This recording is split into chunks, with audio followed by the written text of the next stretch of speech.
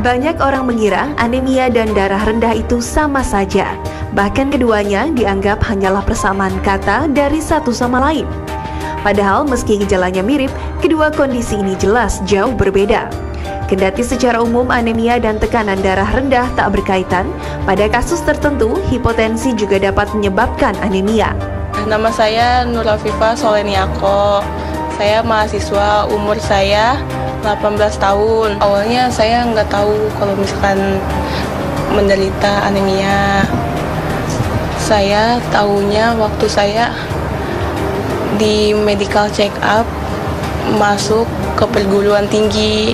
Itu ada medical check up dan saya di note dari perguruan tinggi kalau saya itu punya menderita anemia. Dan saya disuruh itu makan sayuran, buah-buahan, dan minum obat penambah darah. Kepala saya terasa pusing banget, badan saya capek. Kalau saya capek, saya bisa pingsan, nggak bisa berdiri lama-lama. Suka kambuh kalau berdiri lama-lama, terus badannya kecapean, terus kepalanya pusing banget. Minum obat aja penambah darah dan banyakin makan sayuran, buah-buahan. Waktu saya periksa, saya ngedrop, itu tensinya 90/80.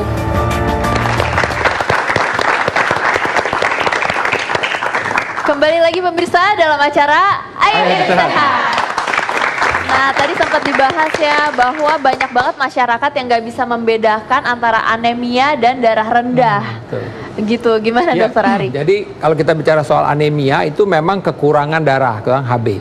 Kalau ini 3 hal yang menjadi penyebabnya. Pertama karena memang produksinya itu yang ditekan. Ini karena suatu penyakit misalnya leukemia, ya, atau aplastik yang kita bilang. Jadi memang sumsum tulang itu ditekan sehingga produksi dari HB itu jadi turun ya, jadi rendah itu. Kemudian yang kedua adalah penghancuran di dalam darah yang kita bilang terjadinya hemolitik. Seperti misalnya pada pasien dengan malaria, saya ambil contoh, itu akan terjadi penghancuran sel-sel darah merah ya. Nah kemudian yang ketiga tadi, ini memang karena tadi lama produksinya ya kan. Kemudian kedua ini karena memang tadi terjadi penghancuran. Kemudian kedua terjadi pengeluaran tadi pada ibu-ibu, misalnya menstruasinya kepanjangan atau tadi karena ambeien gitu ya. Nah kemudian kita bicara soal yang berikutnya adalah tekanan. Nah HB yang rendah itu juga karena bisa asupannya, karena dia butuh zat besi. Nah nanti mungkin dibahas pada yang berikutnya ya, pada dokter Gigling. Nah kemudian kalau kita bicara soal tekanan darah, kalau soal yang tadi darah rendah itu maksudnya tekanan darahnya rendah. Jadi seperti contoh di sini diambil bahwa misalnya tekanan darah yang sistolik itu 90, kemudian yang diastoliknya 60, berarti ini bahwa orang tersebut darahnya rendah gitu ya. Kemudian bagaimana gejalanya? Memang sekilas gejalanya sama. Kalau pucat kan kayak pucat ini orang belum tentu juga bisa ngebedain ya kalau melihat. Tapi walaupun kita bisa lihat si tangan ini tidak pucat gitu ya, merah ya. Tapi pucat kadang-kadang bisa juga kita kaget tuh katanya pucat sebentar, tapi bukan pucat karena kurang HB. Nah, kalau kita kekurangan hemoglobin itu memang akhirnya jadi lemes. Sama juga seperti tekanan darah. Tapi kalau tekanan darah yang rendah itu lebih gampang bedainnya. Jadi misalnya dia lagi posisi tiduran, langsung tiba-tiba duduk tuh kayak ngeleyang gitu. Nah, pusing. Kayak sempoyongan gitu. Atau gelap ya dokter kadang-kadang. Atau bisa gelap, bahkan bisa sampai pingsan. Ada banyak. Nah, kalau pingsan bagaimana tuh? Nanti mungkin dokter Johan bilang pingsan bagaimana ya dok.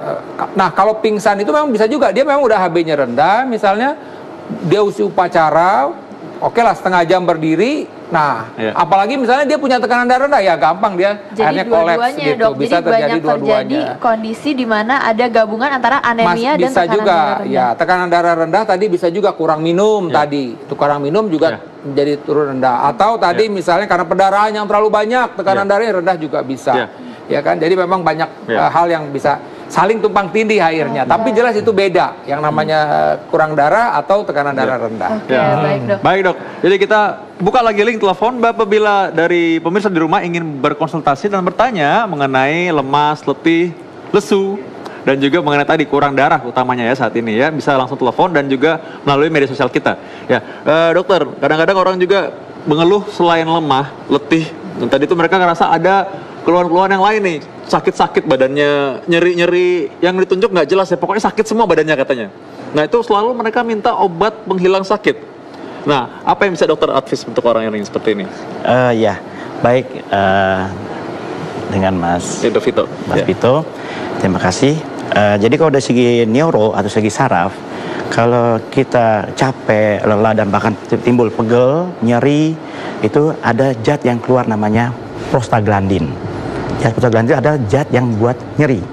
Nah, yang kedua, anemia itu pembuluh darah yang nggak lancar, ya, pembuluh darah yang nggak lancar karena HB-nya kurang. HB kurang, ditambah lagi yang ada hipotensi lagi, tambah rendah. Sehingga dia akan mengantarkan keluar zat dari hipotalamus otak kita mengeluarkan zat prostaglandin. Seperti ini ya dok, sebenarnya dokter bilang mengenai aliran darah ya. Kalau misalkan aliran darah, sebenarnya kan aliran darah ini untuk memperdarai bagian sel-sel tubuh kita. Betul. Nah kalau ini tadi yang nggak lancar karena kurang tekanannya kurang, ini yang bikin sel-selnya jadi lapar sebenarnya ya. Gitu. Nah, sehingga HB-nya kurang. Ada telepon? Oke, ada telepon masuk, kita angkat dulu ya dok ya. Halo, dengan siapa di mana? Dengan Bapak Akbar. Bapak Akbar dari mana Pak? Saya dari Makassar, Sulawesi Selatan. Oke, baik Pak Akbar, apa yang mau dikonsultasikan? Ini saya kan biasa kerja di depan komputer. Terus saya punya dan itu cepat lelah apabila terlalu lama duduk di kursi. Kadang juga pada saat depan komputer itu terlalu lama, mata jadi sakit, terus kepala juga pusing. Nah, pertanyaan saya, apa yang harus saya lakukan agar aktivitas saya ini tidak dibarengi lagi dengan capek pada saat saya kerja? Tekanan darah selama ini Bapak ada masalah nggak Pak? Stop ya. Pak Akbar? Iya, kalau tekanan darah saya belum cek, bulan lalu itu normal. Normal ya, tekanan darah. Kalau sekarang bulan ini saya belum check up ke dokter. Belum sempat ke dokter. Tadi usianya berapa Pak Akbar? Saya punya usia 28 tahun. Oke. Mudah ya. Terus saya punya tinggi 150. Terus berat 80 kg. Ya, gemuk ya. 150, berat badan 80 ya Pak ya? Iya. Oke, baik. Terima kasih Pak Akbar. Oke, makasih dok. Gimana dokter Jadi Ari? pertanyaan kan tadi lemes ya kan? Kemudian cepet capek kalau ini. Jadi memang pertama sekali lagi nih kan kalau memang tadi dibilang tekanan darahnya normal ya kan? Kemudian tadi apakah memang ada HB-nya rendah atau tidak, tentu kita mesti cek ke laboratorium. Tapi tadi nih kalau dilihat dari tinggi badan, berat badan, kayaknya Bapak ini obesitas ya, kegemukan ya. Nah, jadi kita mau lebih tanya lagi, jangan-jangan olahraga apa tidak. Karena pertama gini, kita mesti lihat juga capek itu apakah kita ini sebenarnya sehat, tapi kita tidak bugar, kurang berolahraga misalnya. Atau tidurnya tadi, kan saya selalu sampaikan bahwa 3 hal kalau tidur kita bagi aktivitas kita dalam 24 jam itu kita bagi 3. 8 jam untuk kerja keras, 8 jam untuk kerja ringan, 6-8 jam untuk tidur. 6 jam lah rata-rata ya. Nah ini kayak tadi nih, kalau kurang tidur juga bisa jadi lemas. Kemudian pilihan makannya juga mesti diperhatikan. Kalau tinggi karbohidrat itu memang baru makan sendiri udah pasti ngantuk kita. Jadi udah nggak semangat, udah malas. Jadi memang ada hal-hal yang harus diperhatikan. Saya rasa tadi olahraga mesti cukup, kemudian makannya diperhatikan, tidurnya juga mesti cukup gitu. Kalau itu diperhatikan, mudah-mudahan bugar sehingga kita lebih kuat lah, lebih ini. Tapi tetap ada batasnya.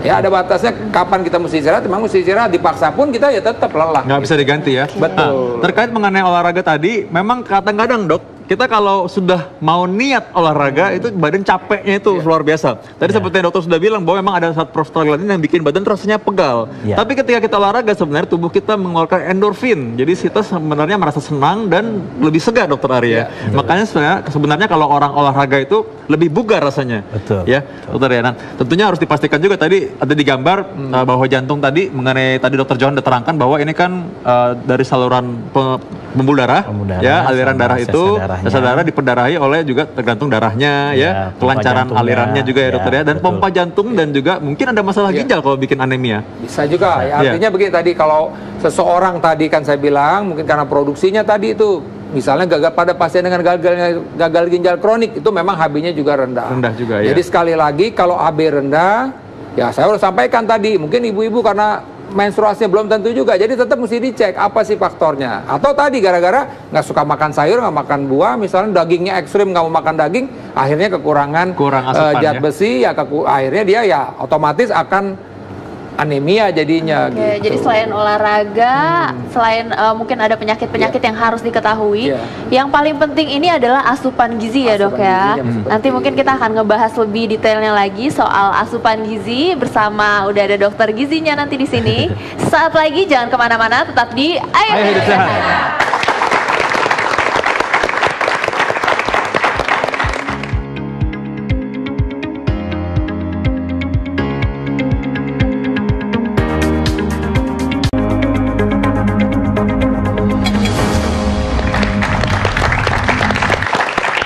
Kembali dalam acara Ayo Hidup Sehat. Nah, bersama kita sudah ada Dr. Nani Utami Dewi, Dr. Nani, dokter spesialis gizi klinik. Nah, kita sekarang sudah ada bahan makanan yang bisa kita mungkin menjadi bahan gizi supaya mengurangi cepat-cepat lelah tadi, ya. Nah, Dokter Sila mungkin bisa lanjutkan dulu tadi bagaimana kita bicara mengenai cepat lelah dan mungkin anemia tadi. Nah, tadi kan udah sempat Dokter Ari bahas ya dok ya, bahwa ada makanan-makanan tertentu yang sangat amat penting untuk mengatasi cepat lelah dan anemia selain dari olahraga dan penyakit. Nah, mungkin Dokter Nani bisa membantu tadi yang sudah disampaikan sama Dokter Ari. Baik, terima kasih. Nah, di sini memang sudah disediakan kan ada bahan makanan sumber, ada buah, ada sayur seperti tadi yang pada sesi yang pertama ada pertanyaan harus makan sayur dan buah. Mungkin bisa ditampilkan slide yang bahan makanan sumbernya. Coba tampilkan. Nah, ini. Nah, oke. Seperti misalnya ikan. Ikan ini bisa jadi salah satu bahan makanan sumber untuk zat besi. Gitu kan? Kemudian pisang sebagai halnya kalium dan vitamin C. Iya, tadi kan kalau kurang kalium tuh lemes tuh badan biasanya. Bisa. Ini jangan-jangan dari sini. Kemudian salah satu sumber vitamin C yang penting untuk penyerapan zat besinya. Ini pegang nggak boleh kok, ini pisang. Ini bukan mainan kan? Ini asli ya berarti asli ya, bisa dimakan juga boleh. Bisa dimakan. Saya lagi lemes. Ya, terus lagi apa lagi? Kemudian salah satunya yang berperan untuk membantu penyerapan dari zat besi adalah misalnya tadi jeruk yang kaya akan vitamin C. Nah, kemudian selain itu juga ada bahan makanan lain seperti asam folat, kemudian vitamin B12 yang ada di buah-buahan ini dan juga kacang-kacangan. Seperti itu. Ini salah satu banyak bahan makanan sumber. Pemasukannya itu seperti apa sih dok? Jadi sebaiknya minum atau makan buah jeruk dulu, baru minum suplemen atau gimana dok? Oh gini. Sebetulnya suplemen itu dibutuhkan kalau pada kondisi tertentu. Seperti tadi Dokter Ari sudah menyebutkan ada penyakit-penyakit kronis yang memang membutuhkan, yang penyerapannya kurang. Itu bisa dibantu dengan suplementasi. Tetapi pada kondisi tertentu juga kita mengutamakan bahan makanan sumber. Diutamakan dulu bahan makanan sumbernya. Jika kurang, baru kita tambah dengan suplementasi. Itu supaya apa? Supaya harus diperhatikan juga ada dosis dalam setiap suplementasi. Jadi untuk mencegah dosis yang terlalu tinggi, maka kita utamakan dari makanan yang bisa kita asup. Seperti itu. Ya, artinya kalau kita makanannya cukup, ya ada unsur karbohidratnya ya dok betul, ya, kemudian ada unsur proteinnya, ada unsur lemaknya, ada buah, sayur, sumbernya lengkap. Rasanya nggak perlu makan suplemen. Kan yang ada aja kita yang alami ya. Alami ya.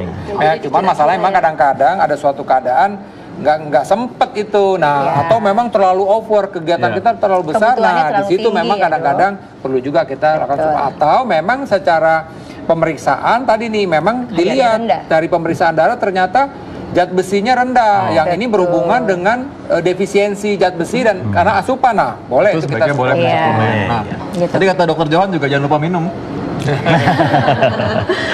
2 liter ya sehari. Dan Dokter Johan tadi juga mengingatkan katanya ada orang suka minta vitamin buat saraf katanya Dokter Johan. Dokter Johan mungkin bisa meluruskan kepada masyarakat gimana? Iya, vitamin yang untuk buat saraf itu karena saraf itu banyak jalurnya ya. Yang menggerakkan tangan, kaki itu perlu jalur-jalur sarafnya. Atau namanya nervus, bukan nervous tapi nervus. Oh, nervus itu cemas. Nah, itu ada namanya mielin. Dia seperti panjang, dia ada seperti kapsul-kapsul. Nah, antara satu-satu itu ada listrik-listriknya. Nah, diperlukan listrik itu bisa berjalan itu dengan vitamin B12 sama mecobalamin. Jadi ditambah kalau apabila ada suatu mecobalamin ini adalah juga membuat sel-sel otak menjadi segar lagi dan membuat sel-sel timbul badan jadi fit lagi. Oke, jadi bermanfaat sekali ya vitamin B dan vitamin B12 ya tadi ya dok ya.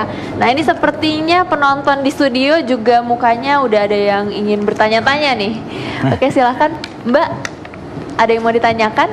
Ya dok, kan saya ngerasa kayak ada anemia. Cara solusinya buat naikin darahnya gimana sih? Oke, jadi gejalanya seperti ada anemia ya Mbak ya? Ya, tapi belum saya cek sih. Tapi belum dicek. Baik, Dokter Ari mungkin bisa menjawab. Ya, tadi sekali lagi bahwa kan tadi ada faktor-faktor tadi, apakah ini faktor kecemasan, atau karena lemes karena sesuatu hal tadi ya, yang kalau memang ini mau tahu anemia atau tidak ya kita mesti periksa darah, HB-nya mesti diperiksa. Memang dokter bisa sih periksa ya tangannya, mungkin konjungtivanya kita lihat ini merah atau tidak. Secara kasar dokter bisa akan periksa, bisa periksa dan memastikan oh ini kira-kira kemungkinannya anemia. Tapi harus dikonfirmasi lagi dengan di pemeriksaan hemoglobin, berapa itu kadar hemoglobinnya ya. Nah kalau memang tadi misalnya ini karena HB-nya rendah dan kemudian juga kita mesti tanya lagi seneng nggak makan daging-daging misalnya, seneng nggak makan sayur-sayuran buah-buahan. Kalau tidak, nah jangan-jangan itu nih. Nah ini urusannya dokter Nani nih menjelaskan. Oke, baik. Ada telepon. Ya. Halo, selamat siang. Ya, halo, selamat siang. Ya, halo. Dengan siapa di mana? Ya, halo. Ya, selamat siang. Dengan siapa di mana? Nur Ana di Pacitan. Oh ya, silahkan. Apa yang mau ditanyakan dan konsultasikan, Bu? Iya, saya ingin bertanya dok. Usia saya 22 tahun. Ya. Ya, lalu? Saya itu kalau berjalan mudah lelah, terus kalau udah gitu warna kuku saya itu langsung pucat, kayak keunguan gitu. Lelah atau sesak napas atau apa yang dirasakan? Lelah terus sesak nafas juga. Ya langsung punang-punang. Setelah itu keluar keringat dingin dan terasa pusing. Itu kira-kira sakit apa ya dok ya kalau semisal di... Oke. Baik. Sejak kapan mungkin dokter Arya? Sejak kapan dirasakan ya? Oh ya itu sejak waktu masih kecil.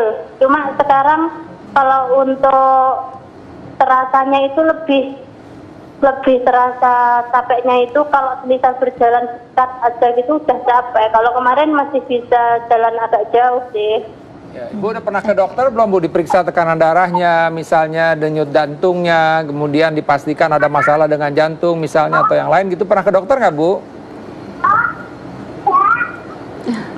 Halo Ibu. Kalau untuk itu belum dok, saya baru asupannya. Iya. Kalau mungkin makanan Ibu kali makannya suka makan sayur-sayur, buah atau makanan lauk pauknya. Betul. Makanannya gimana Bu? Apa Ibu sering mengonsumsi bahan makanan seperti ikan, daging begitu Bu? Halo Bu. Oke. Kalau untuk mengkonsumsi makanan ikan, daging, sayur dan buah itu saya rasa cukup dok. Oh ya. Baik kalau gitu Bu, kita jawab ya Ibu ya. Ya. Tadi Dokter Ari, memang terima kasih Ibu atas pertanyaannya. Memang tadi itu kalau keluhannya seperti itu kita bisa curiga juga salah satunya masalah jantung. Orang dengan gagal jantung punya mungkin penyakit jantung bawaan bisa dideteksi kalau kita melakukan pemeriksaan klinis dulu awal dengan dokter ya. Nah tapi kalau yang lain mungkin Dokter Nani saya pengen tadi Dokter Nani udah singgung mengenai tadi gizi ya makanan ya. Boleh Dokter Nani silakan lanjutkan. Bisa mungkin ditampilkan di slide yang berikutnya. Slide yang berikutnya. Iya, slide yang berikutnya. Oke, ini mengenai nutrisi yang tadi saya tanyakan bahan makanan. Harus kita perhatikan juga tentang asupan kalori dan proteinnya. Karena kalori itu untuk kecukupan energi kita, metabolisme kita tubuh untuk melakukan fungsi-fungsinya. Kemudian saya tadi tanyakan apakah Ibu suka makan makanan daging dan ikan atau ayam? Itu proteinnya. Karena protein itu dibagi menjadi biasanya kaya akan zat besi. Yang berperan tadi untuk meningkatkan sintesis dari eritrositnya. Kemudian jangan lupa juga kita harus perhatikan juga tadi ibu tadi bahan makanan seperti sayur dan buahnya katakan cukup, karena itu sumber dari zat besi, folat, vitamin B12 dan vitamin C. Serta tadi saya lupa menanyakan, suka nggak minum teh atau kopi dan berapa banyaknya? Karena teh dan kopi itu, berkompetisi dengan zat besi sehingga dia absorpsinya menjadi berkurang. Gitu. Dan harus seimbang. Dikatakan diet seimbang apa? Dalam setiap porsi makan kita, usahakan seperti ini contohnya misalnya. Ada karbohidratnya, kemudian proteinnya, ya kan? Proteinnya sebagai sumber bahan makanan zat besi, kemudian sayur. Tapi ini teh, ini kopi. Nah, ada teh dan kopi. Perlu gimana? Nih, minuman zaman now soalnya. Oke, kapan minumnya, gitu kan? Oke, kita berikan waktu dulu pencernaan kita untuk mencerna. Sebaiknya dianjurkan 1 hingga 2 jam, baru kita minum teh. Di teh ini ada zat yang namanya zat tanin. Nah, zat tanin ini nantinya akan mengikat ferrum atau zat besi itu sehingga dia tidak bisa diabsorpsi dengan baik. Nah, kemudian yang dianjurkan ada buah dan sayur, misalnya jeruk. Jeruk itu makanya dalam setiap porsi makan usahakan ada buah dan sayur yang kaya akan vitamin C. Kenapa? Vitamin C meningkatkan atau mengoptimalkan ferrum untuk bisa diserap dengan baik. Seperti itu. Nah, kemudian susu. Susu kan kalsium juga. Dia baik, sangat dibutuhkan, tetapi dia juga berkompetisi dengan zat besi. Oke, baik. Sepertinya ini informatif sekali. Dr. Ari tadi sudah menjelaskan bagaimana bahwa makanan bergizi sebenarnya kita mungkin tidak perlu suplemen, kecuali kalau memang ada penyakit dan harus ke dokter untuk periksa. Ya, jangan takut untuk ketahuan penyakitnya, karena kita bisa deteksi lebih awal, Dr. Ari ya. Juga terima kasih Dr. Ari, Dr. Johan dan juga Dr. Nani. Ya, kita selanjutnya ada apa, Dr. Sheila? Sayang sekali ya, sebenarnya ini banyak banget yang masih bisa dibahas. Mungkin ada tips terakhir nih dari dokter. Saya. Oke, baik. Oh, maaf dok, ini ternyata udah over sekali durasinya dok. Sudah tidak terasa 60 menit kami menemani Setelah ini Anda. masih ada cara sehat ya? Iya, dan nanti masih ada cara sehat setelah yang berikut ini. Dan jangan lupa saksikan terus Ayo Hidup Sehat setiap hari Senin sampai Jumat jam 1 sampai jam 2 siang. Ya, kita kembali salah satu ini ya, dalam acara Ayo Hidup Sehat.